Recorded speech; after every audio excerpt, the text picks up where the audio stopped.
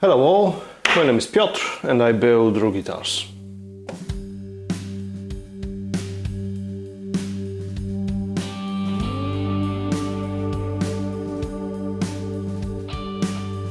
Right, I guess it's the moment of truth. We'll get to see if this fretboard is still usable or if I have to take another blank and start over. I am hopeful because I've done some tests and they worked fine. So we'll see. I'll start sanding those. And I think I'll start with some files to get rid of the bulk of the material. And I was thinking I will start with the small ones first and progress to the big ones. I'm not going to take the masking tape off quite yet because in many places the resin sits on top of it, so I need to actually file down the markers first. I'll see if the Iwasaki file, oh yeah, it works, yes. So for the bulk of the resin I can use the Iwasaki because it files really quickly. But then when I get closer to the wood, I can switch to something that is more gentle.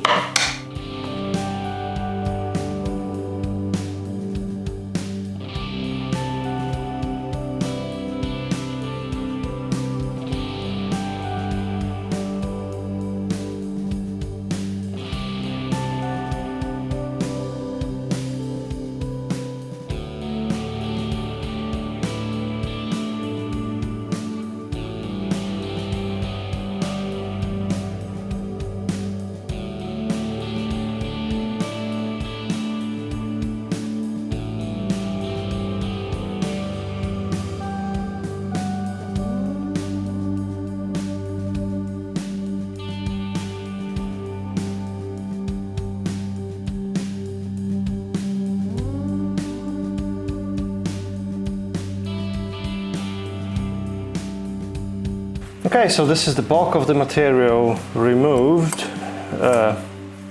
very roughly. I'm going to take a sander, the mouse sander that I have, and I'm going to sand the whole thing with pretty coarse sandpaper, like 120. And then I will take a sanding beam and level it off when I'm able to remove the masking tape. It's got nice extraction which actually works, so it will make the job easy.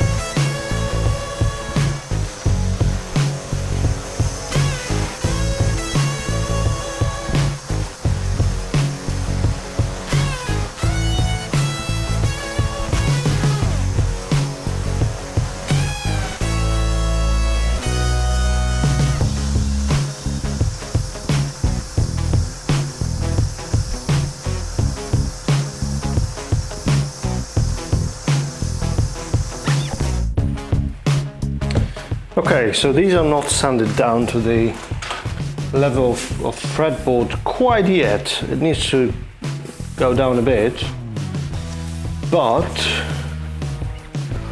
I'm starting to lose fret slots marked slowly, so I want to avoid that. I will stop now.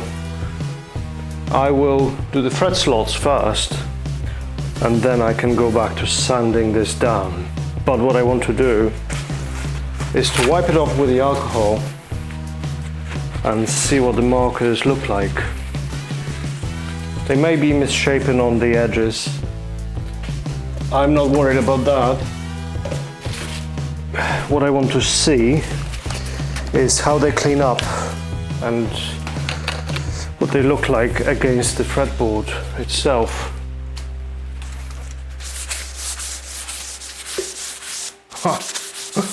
Okay.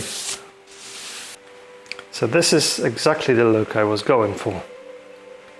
It's very subtle. The markers are barely visible, but they are visible. Oh, beautiful. Let's see again. There will be no finish on it, obviously. There will be some oil, but yeah. I can't lose the fret slots, because marking them from scratch at the moment would be a nightmare. So I need to stop the sanding here. You can see in few places the markers are a bit misshapen, like the first one here. It's just spilling over. That's because it's sitting higher than the surface of the fretboard. This will come off. Same here. There is a hole in this one. It was probably a bubble, but that's fine. It's on the edge, so even after I sand it down, if it's still there, I will be radiusing the fretboard, so it will sand it out. But so far, I'm really happy with the result. I think it's time to cut the fret slots. Not to depth, obviously, because I will be sanding this down anyways, so depth will change. But I need to stop them, because while sanding I'm going to lose the mark. So I will cut them now, and then when it comes to fretting the fretboard, I will be deepening them to the correct depth. But for now I just need to start them. And I have this thread cutting saw from Crimson, which has a depth stop. This is very useful, because what you can do is set the depth of your thread tang, tighten the depth stop, and it will not go any deeper than that. So all your thread slots will end up having the same depth, which is great. I will move it up for now because I don't need it at the moment, and I'll start cutting the thread slots just a bit. Actually, I need more light for that, do I?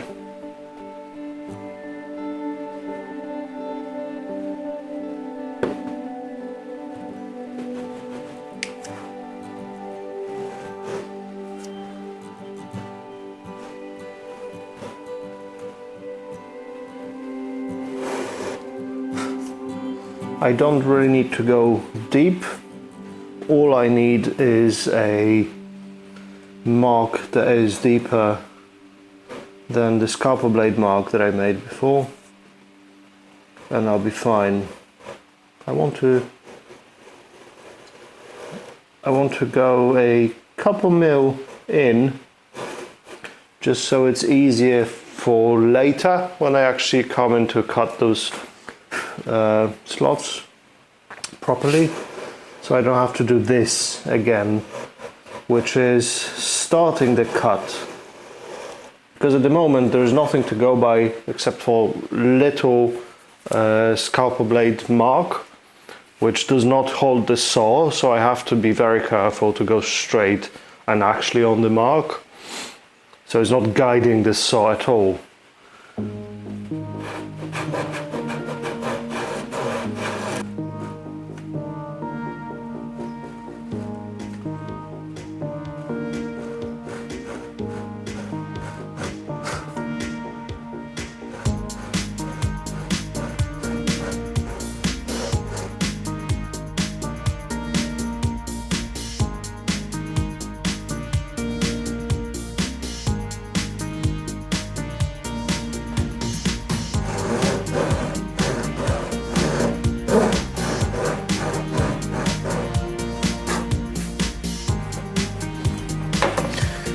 Yeah, let's do the nut slot.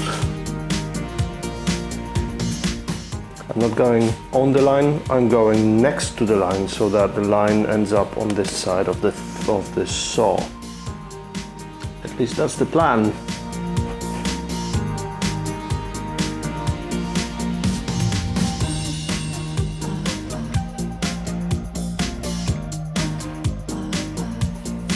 Okay, that is great. Now these could be a bit deeper. I don't want to lose the mark when I start radiusing the board. Oh, okay. Got a chip out here at the end. So this is what working with this wood is. There's a chip out, and I need to glue it back in place. It should be sanded down when I sand and then radius the board, but in case it isn't, I want to actually fix this before I get to this stage. So let me glue it down very quickly. Okay, I've got thin super glue, and I'm going to put a drop of it there and hold it in place. It's very thin, yep, just gets everywhere. If I had a accelerator, I would just spray it here and that would be done. Unfortunately, I haven't got any, so I need to wait for it to set.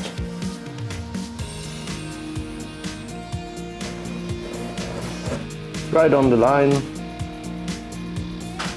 This is a pull cut saw, so the teeth are sharp on this end.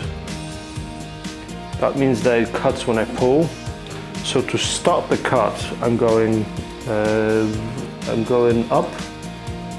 So I'm pushing it. That means it's not cutting when I push it up. It's just, scoring.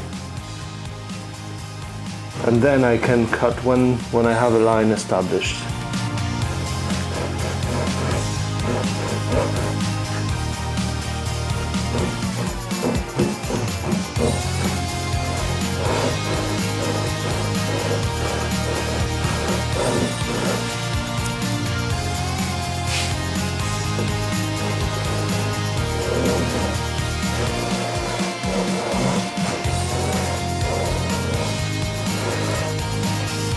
Okay, I think it's a couple mil down, so that will do for this one. Next one.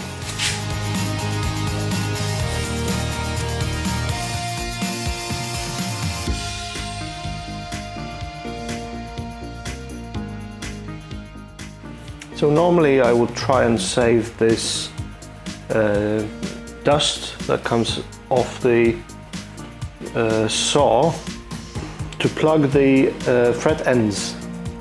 So for the unbound fretboard, normally I would cut the tangs on frets just like I would do for bound one, only I would stop the tang somewhere here and only the crown would carry on, and then you end up with a slot on the edge. So this is when this dust comes handy. You can just pop it in there, put the guitar on the side, put the neck on the side, pop it in there and put some thin super glue in, and it fills it up, and then you can just sand it flat and it almost disappears depending on the wood you're using. Sometimes it's visible, sometimes not, but it's better than the metal tang sticking out. So, but for this guitar, I will bind this fretboard, so there will be binding at the end, so I don't need that dust. And this is not very good for filling any imperfections in the surface because it's very coarse. So to do that, if I have any chip outs or missing pieces, to make them invisible, I'd have to sand down some of the fretboard. Well, I have an offcut that I would sand down on like 240 sandpaper or even finer sandpaper, and use that dust to fill the gap, because this is too coarse for that. So that's why I'm not collecting anything here. This is a very slow process. Unless you want crooked threads, then yeah, you can speed through it.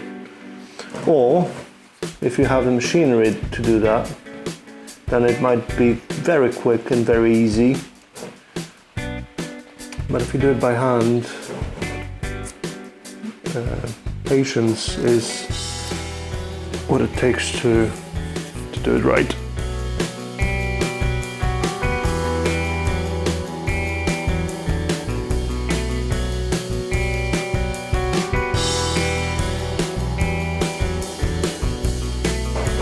That's another reason why having a CNC to do that would be beneficial.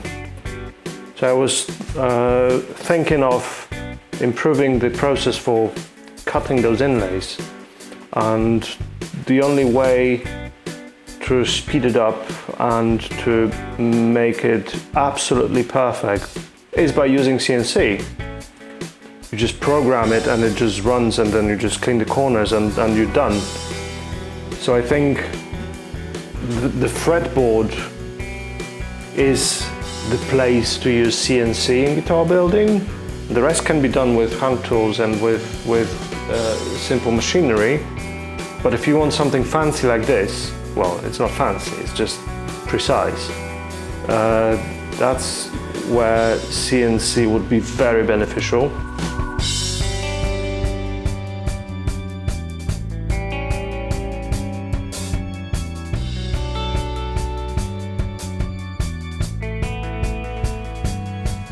So the reason why I did not cut these fret slots before, I could have cut them straight away instead of just marking them with a scalpel blade. The reason why I did not is you have a slot here and you're cutting straight down into the marker.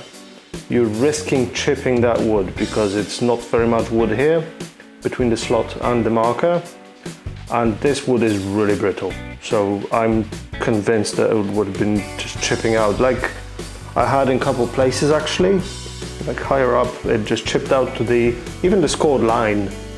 So imagine how bad it would be with a full depth slots.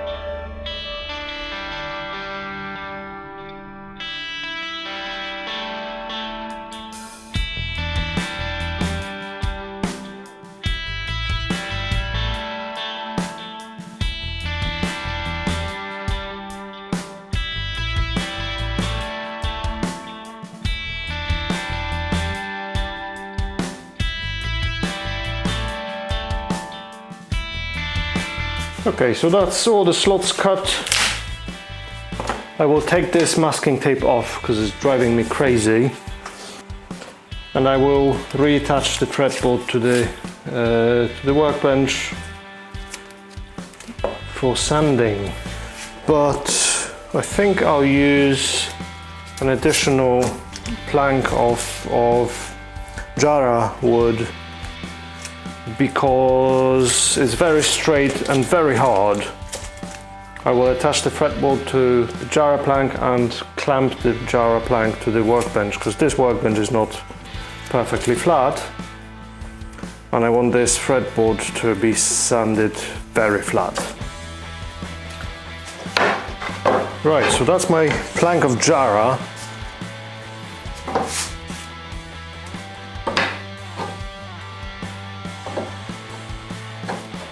And it's almost perfectly flat. That'll do. It's way better than the workbench. So I'm going to stick that with a masking tape to this plank and then just clamp it in place. It will make my life so much easier when sanding this.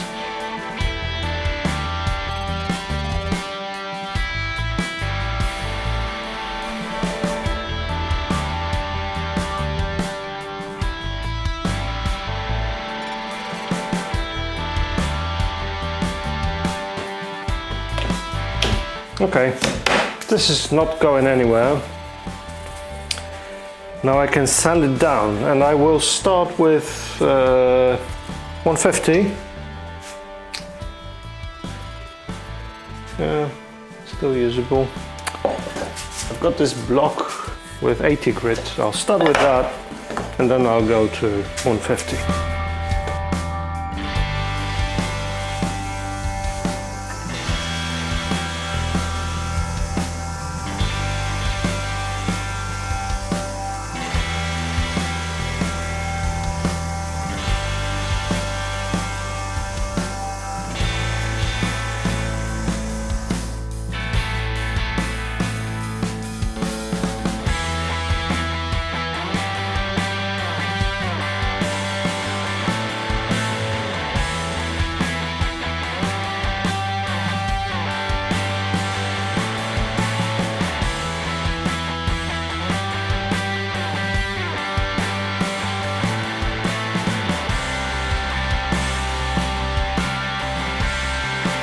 I've been doing this for a while with the 80 grit, and while it's starting to look great,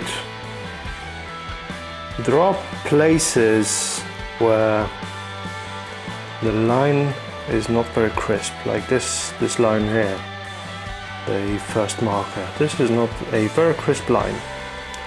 Or, for example, this marker.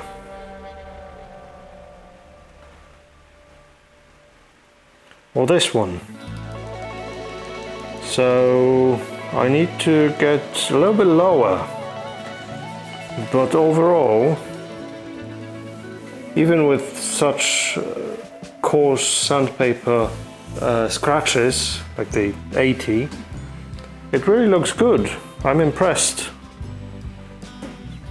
I will carry on with the 80 for a little bit, and then I'll switch to 150. I don't want to go too far. I'm not using the sander because the sander would not be very consistent. It would depend where I place it for longer or where I press it harder. It would just sand in. I want to keep it very flat. That's why I'm using a long and wide block to do flat passes basically instead of a sander. I don't have a drum sander which would be absolutely perfect for this. I would just put it through several times, taking hundredths of a mil with each pass and looking at the markers if I'm happy with what they look like. But well, here we are. This works too.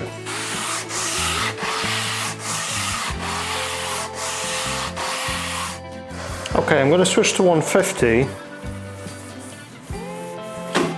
and we'll see what this does.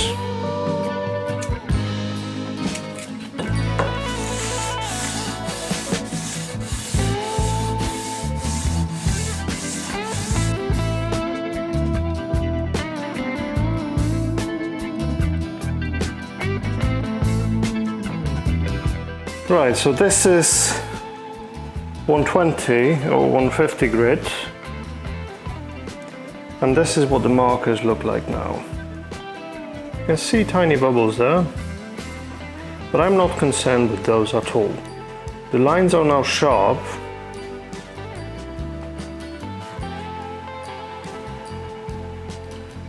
and those are just scratches, and I like it very much. So I'm pretty sure this fretboard is going on the neck. I'm going to sand it to higher grits, like 240 and then 400, just to see what it looks like.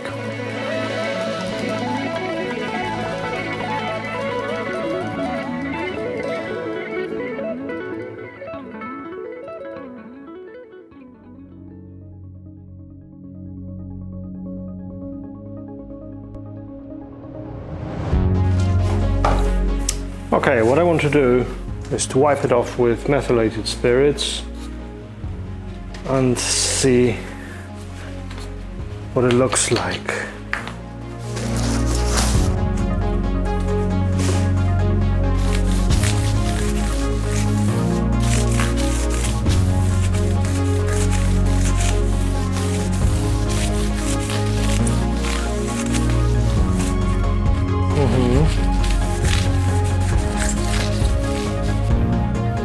Okay, so this is what the fretboard looks like now.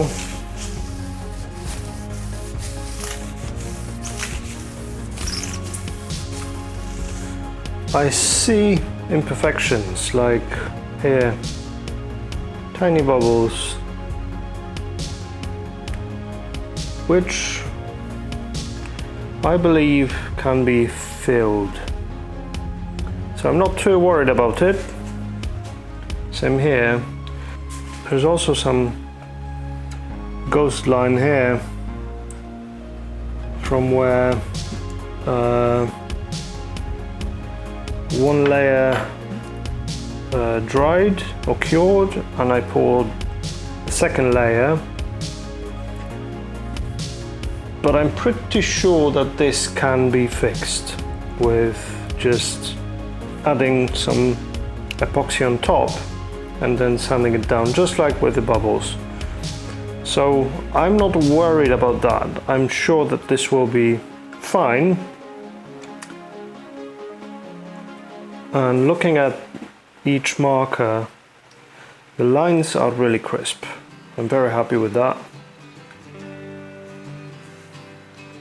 So overall, success, with some more work to come, but yeah, no one promised it will be easy.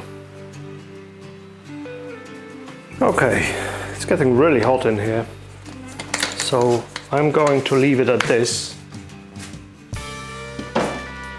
I'm very happy with the progress and with those results. I just wish there was no ghost lines or those bubbles. I think that for the next one I do like this, if I do next one like this, or I think the best process would be to actually have a vacuum chamber, but to only put the cup of resin into the vacuum chamber to pull all the bubbles out first, and then pour it all the way up as a one layer, so that we don't have to top it up and create multiple layers, because these are showing up and it's not ideal. And that way, if you're pouring it all the way up and then sanding and there's no bubbles, this is just perfection. But it requires a proper vacuum chamber, so maybe that's what I need to get next. But yeah, so far so good, I think. So thank you for watching. Thank you so much for being here for this. And yeah, I will see you next week. Cheers. Love you, bye.